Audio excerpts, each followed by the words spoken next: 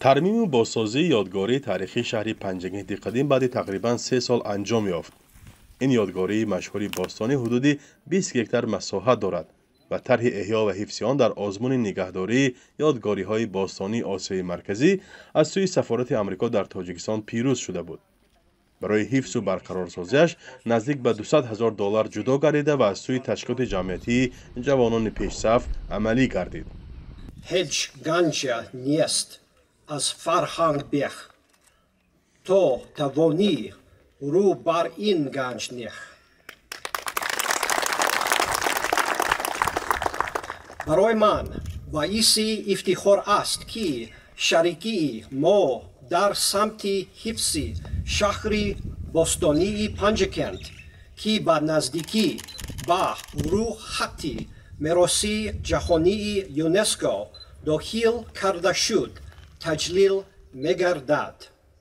برای سفارت ایالات متحده آمریکا دستگیری برقرار سازی این شهر باستانی راه ابریشم یکی از راه‌های پرمعنایی است که طریق آن ما می‌توانیم احترام و قدردانی خود را به تحریک و فرهنگ غنی تاجیکستان بیان کنیم. در اساس لایحه قسمی از شهر پنجگنیت قدیم که زیر خاک محفوظ بود برقرار کرده شد. هنرمندان طرح آن را از خشتزنی تا گلکاری به همان زمان موجودیت پنجگنیت قدیم مطابق ساختند.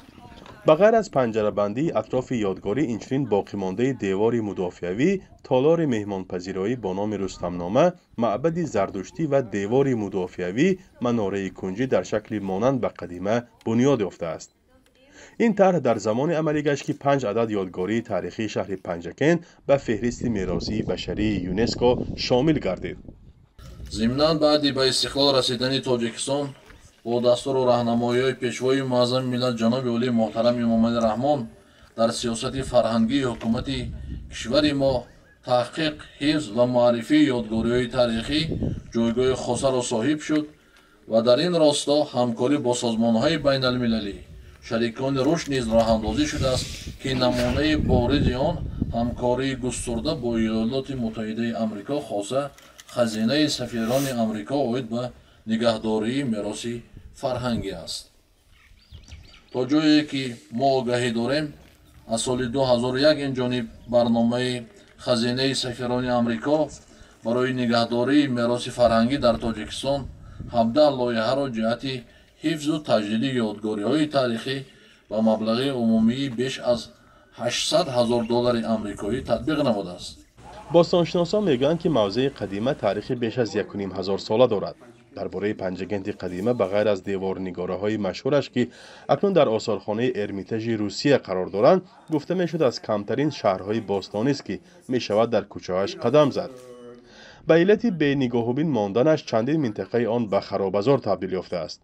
باستانشناسان میگویند در پنجگنیت قدیم که المنت و نشانه‌های شهری را پیدا کردند، برای آموزش یک منبع تاریخی است و بنابراین توجه را به پنجگنیت قدیم باید بیشتر کرد. سازمان جوانان پیشرفت هم در این راستا آزمون نوارهای تبلیغاتی را در بین جوانان و نورسان دایر کرده است. هدف و اشتراکی من در این آزمون به آن خاطر بود که از تاریخ و نیاگانی خویش باخبر گردیدم و با واسطه نواری که پهن گردانیدم همسالان خود را یعنی جوانان را آگاه گردانیدم که ما چنین یک تاریخ اجدادی داریم. در آینده ما اینچنین نقشه داریم که باز بسیارتر جوانان را در سهم آموزش تمدن و آیین‌های تاریخی اجدادان خویش جلب نماید. زیرا هر یکی ما می‌دانیم که تاریخ این یگانه روزنه است که از گذشته ما شهادت می‌دهد و یگانه روزنه است که فردای زیبا را برای آینده ما می‌کشاید. یک مقصد دیگری با سازی موضع تاریخی جلب بیشتری سیاحان گفته می‌شود. تا زمان بیماری همگیر سالانه حدود 20,000 سیاح به دیدن این شهر قدیمه می آمدند. ولی در زمان بیماری همگیر شمار جهانگردان در اینجا به مراتب کاهش یافته است. همکنون مقامات امیدوارند که با طرح نو پنجگنیت قدیم مکان سیر و گشت سیاحان زیاد می گردد.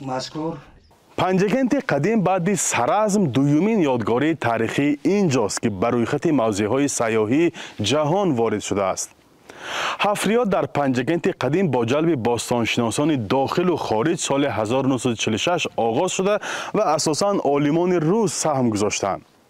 در زمان استقلالیت تاجیکستان هم کارهای آموزش ادامه کرد و چندین عالمان تاجیک پی بازیافت یادگاری‌های تاریخی هستند. باستانشناسان در اساس کندوکاوها به خلاصه آمده بودند که بجز برقرار کردن دیوار مدافعوی اینچنین معبد زردشتی و قصر و کوشک‌های قدیمی نیز در شکل اصل برقرار کرده شود. این طرح را عالمان هنوز در زمان شوروی پیشنهاد کردند ولی تنها پس از 30 سال پاشخوری آن مبلغ طرح از طرف حکومت آمریکا رسید و عملی گشت. فرزا محمدی، رادیو آزادی، شهر پنجگند.